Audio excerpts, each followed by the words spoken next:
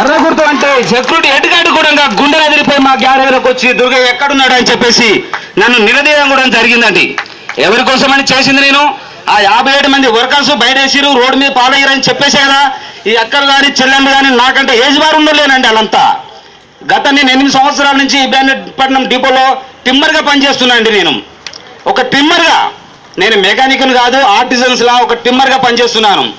120 బండ్లకు ఏ ఒక్క సీటు పోయినా కూడా నేనే బాధ్యునండి.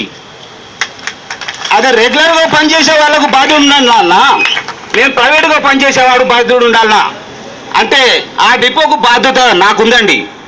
అట్లాంటి మేజర్గా ఎక్కువ ఉన్నటువంటి అట్లాంటి గుర్తింపు గలటువంటి పోస్ట్ చేసినా కూడా మనకు ఆ డిపోలో విలువ లేదండి. ఎందుకు లేదంటే కష్టపడేవానికి ఎక్కడ కూడా విలువ ఉండదండి. అది మనం గుర్తుంచుకోవాల్సిన అవసరం ఉంది.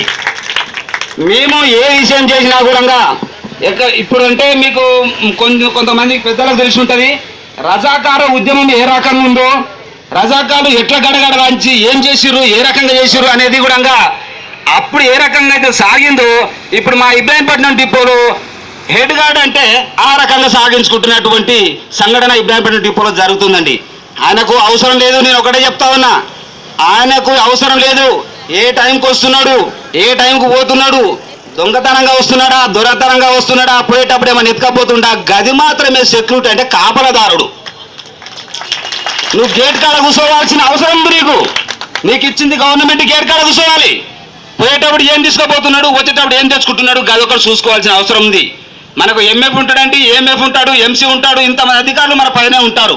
పని చెప్పడానికి వాళ్ళు ఉన్నారు, పని చేయడానికి మనం ఉన్నామండి. నేను గత 8 సంవత్సరాల నుంచి అక్కడ పనిచేస్తున్నానండి. ఫస్ట్గా అపార్ట్మెంట్ మమ్మల్ని తీసుకున్నది ఇంత మునుపు మన అక్కగారు చెప్పారు. నన్ను ఫస్ట్లో తీసుకున్నప్పుడు కాంట్రాక్ట్ బేసిక్ మీద తీసుకున్నారండి. ఫస్ట్ మాకు జీతం డిపార్ట్మెంట్ ఇచ్చేది. మాకు ఈడి నుంచి ఆర్డర్ కాపీలు ఉన్నాయి.